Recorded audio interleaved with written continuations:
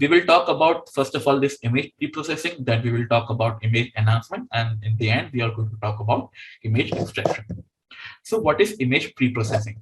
It is possible that the remote sensing system may not function perfectly all the time. Sometimes it may be an error over the sensor. Sometimes the error could be occur possibly due to the Earth atmosphere or due to the location of the sensor. So in order to apply certain algorithm to quantify, to minimize those error, we coin there is a term for that particular processing is image pre-processing. The complexity of Earth's atmosphere, land, and water do not lend themselves well to be recorded by remotely sensed devices having constraints such as spatial, spectral, temporal, and radiometric resolution. Sometimes it also happens with our mobile that we are taking an image with our mobile, and certain types of distortion will can be there with the help of mobile images, like your hand will be shaken, or there is certain types of disturbance line are there. So in order to minimize those error, we can pre-process our image.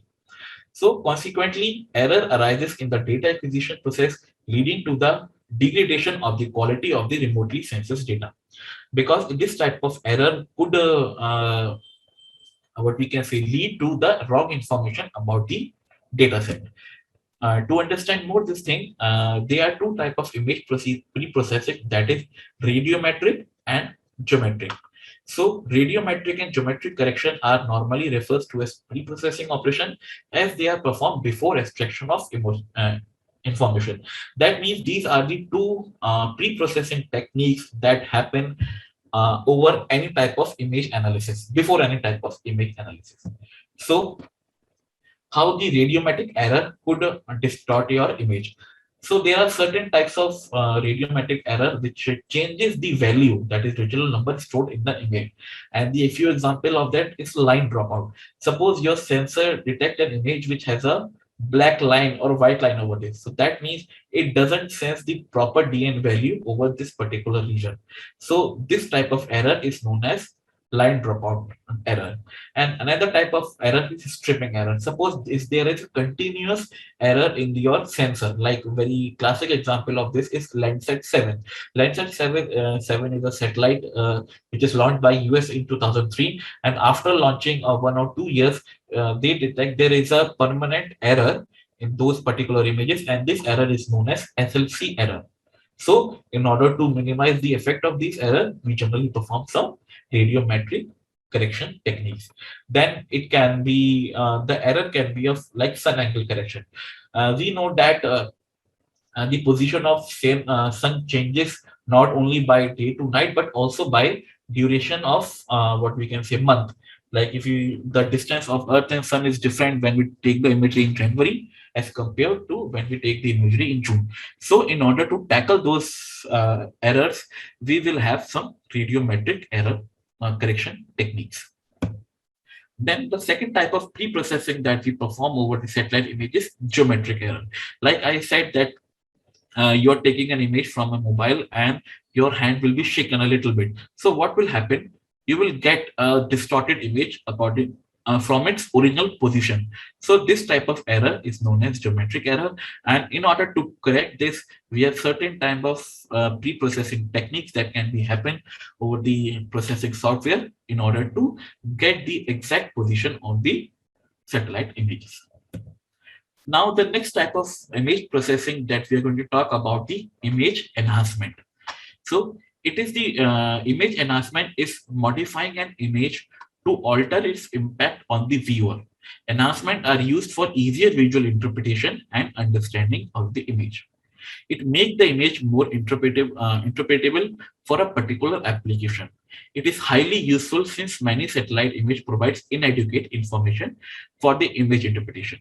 For example, if you want to gather a single satellite image, but that particular image might not give you proper information about any object.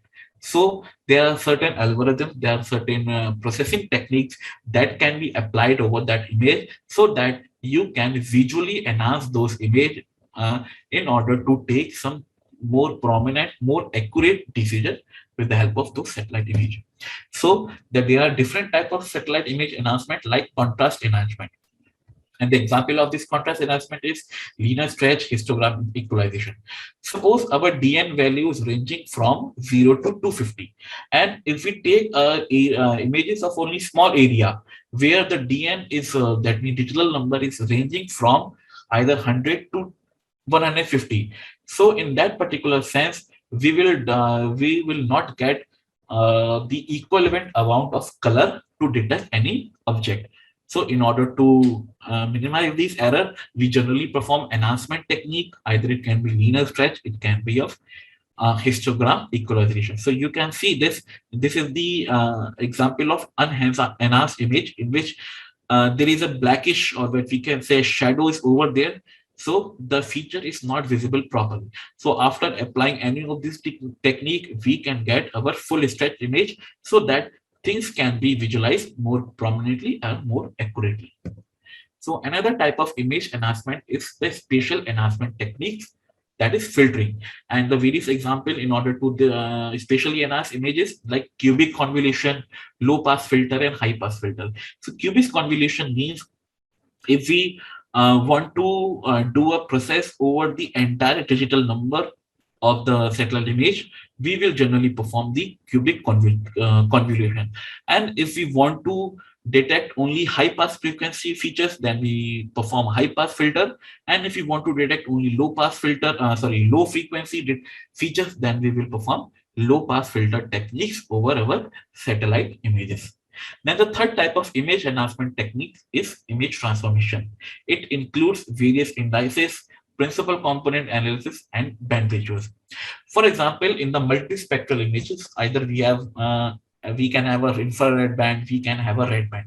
So in these images, we cannot clearly detect the water body. Like in this feature, we can only make an estimate, yes, this could be a water body. And in the red band, we could not able to detect the water body because we know that in the very first diagram, the water body doesn't give any good spectral reflectance in the red band. So if we use the combination of these two bands and apply different type of indices, we can clearly delineate the water body area with the help of NDVI. So in order to understand this more, I will try to give you a small demonstration over a software that how we can automatically detect the water body with the help of multispectral satellite images. Now, the third type of image processing is known as satellite image classification or the information extraction. And this is the most widely used image processing techniques, can be used in varieties of field and industrial research and industrial area.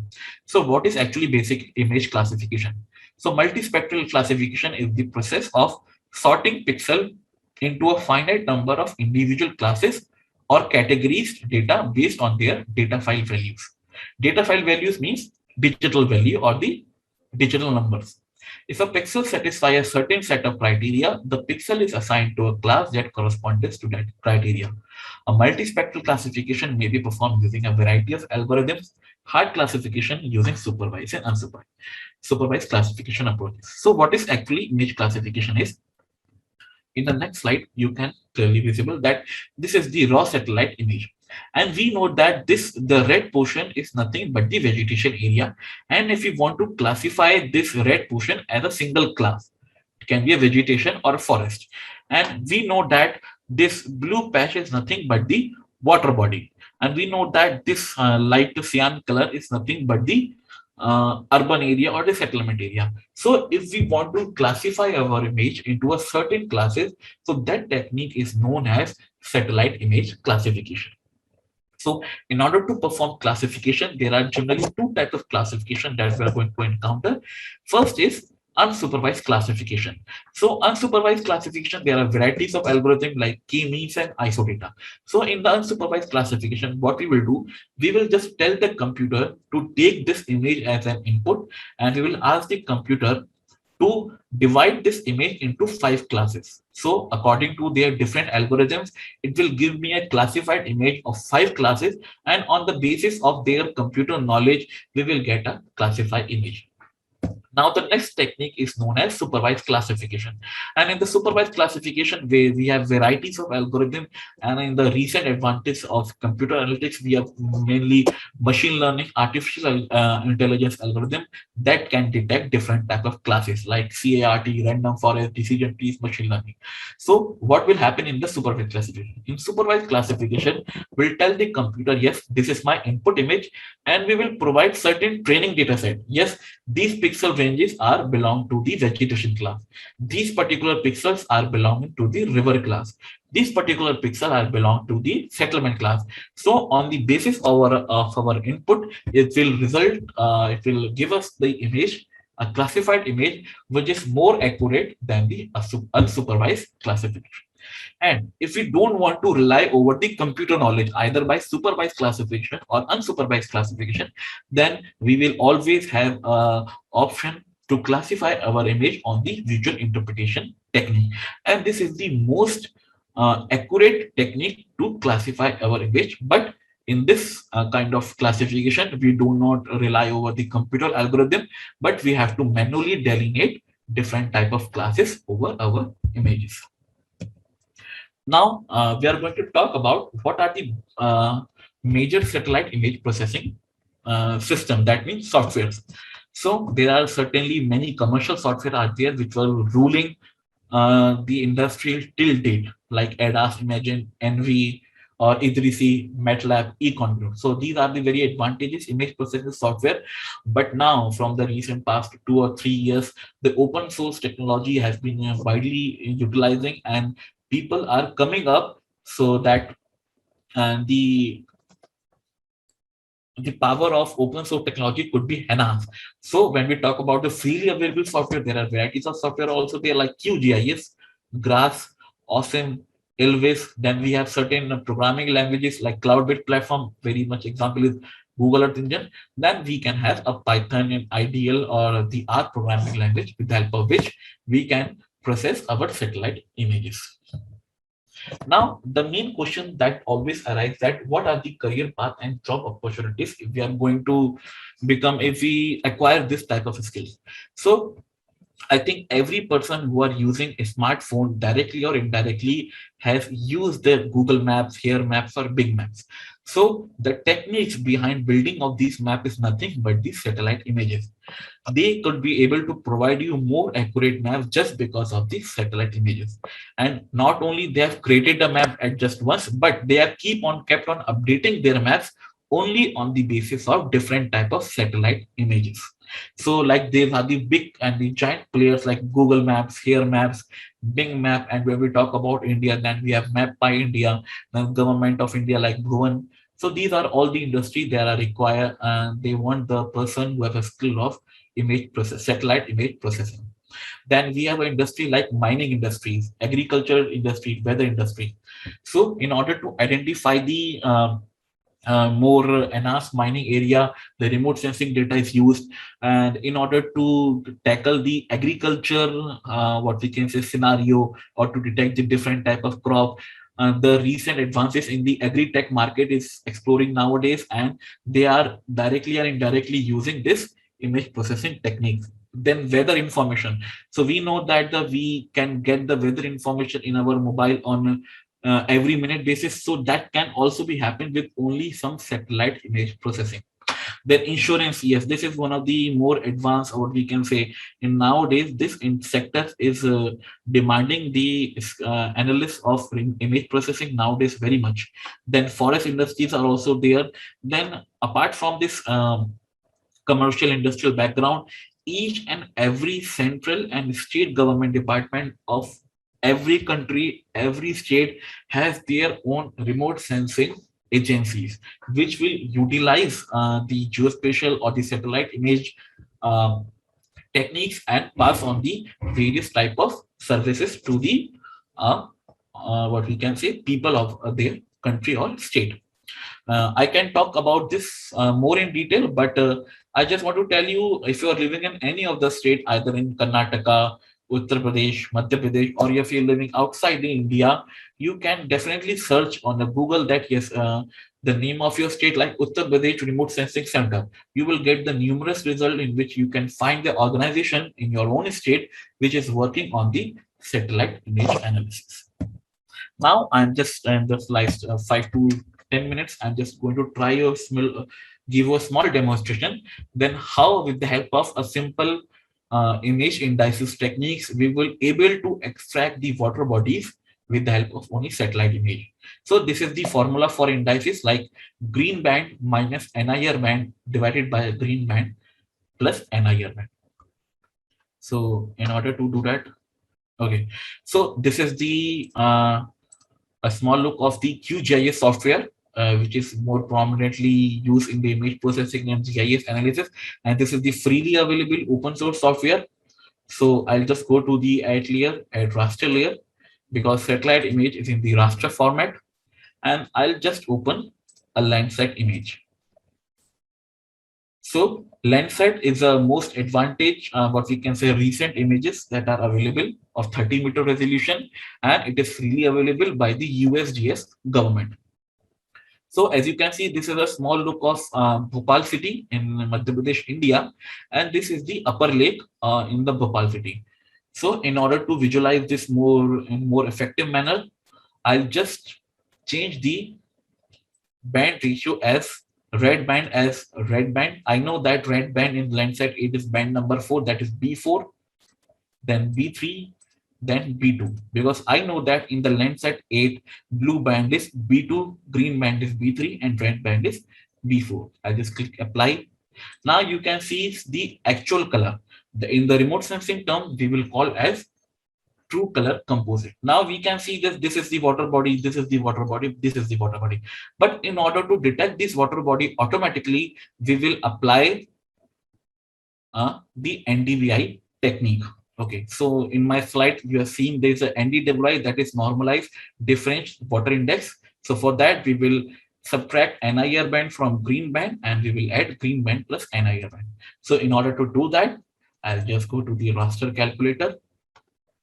And I know that my green band is in third band. That is, I'll just apply my algorithm over here.